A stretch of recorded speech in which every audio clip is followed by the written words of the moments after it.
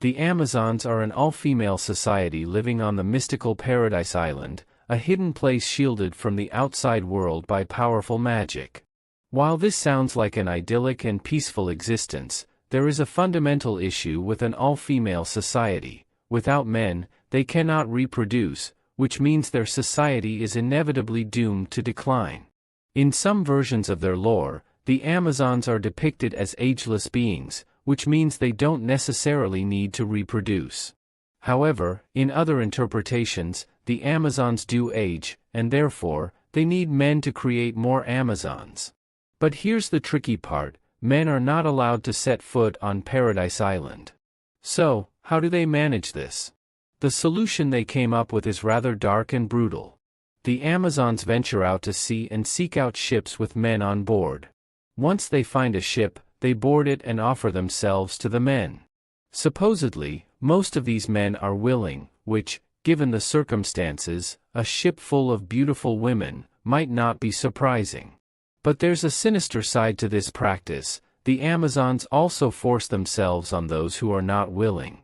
Afterward, they kill the men and throw their bodies overboard.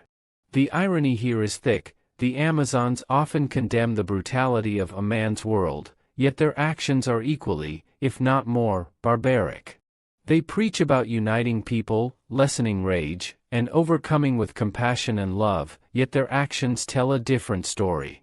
If the women who get pregnant from these encounters give birth to a girl, all is well. The child is raised as the next generation of Amazons. But if a boy is born, that's where things take a darker turn. In ancient times, they would execute the boys immediately, as no males are allowed on the island.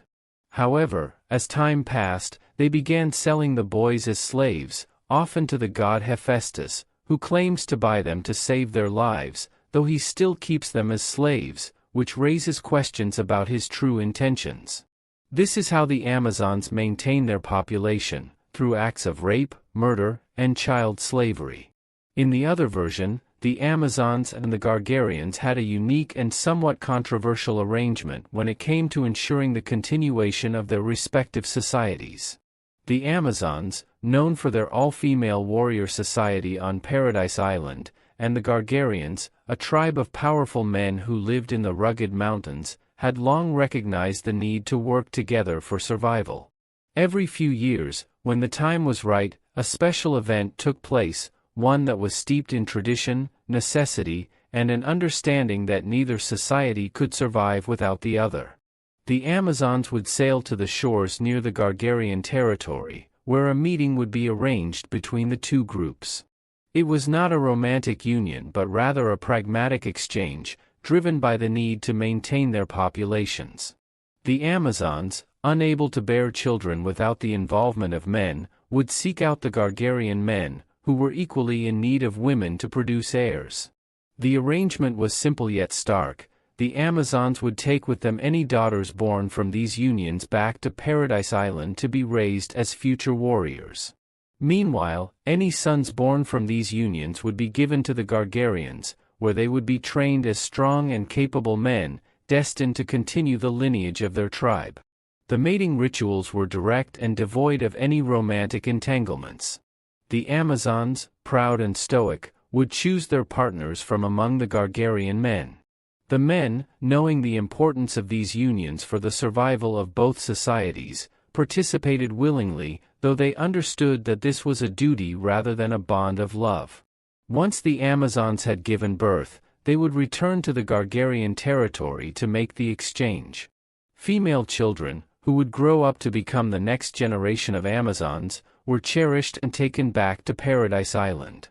The boys, on the other hand, were entrusted to the Gargareans, who saw to their upbringing with the same rigor and discipline that the Amazons applied to their daughters. This arrangement, while pragmatic, was also tinged with an underlying tension.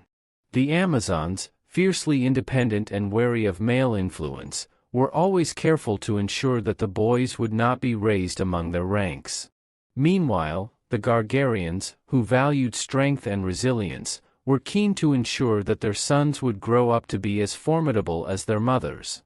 Over time, this cycle became a deeply ingrained tradition, essential for the survival of both the Amazons and the Gargareans. Despite the practical nature of this arrangement, it was respected by both societies, who understood that their futures were intertwined, even if their lives were led apart.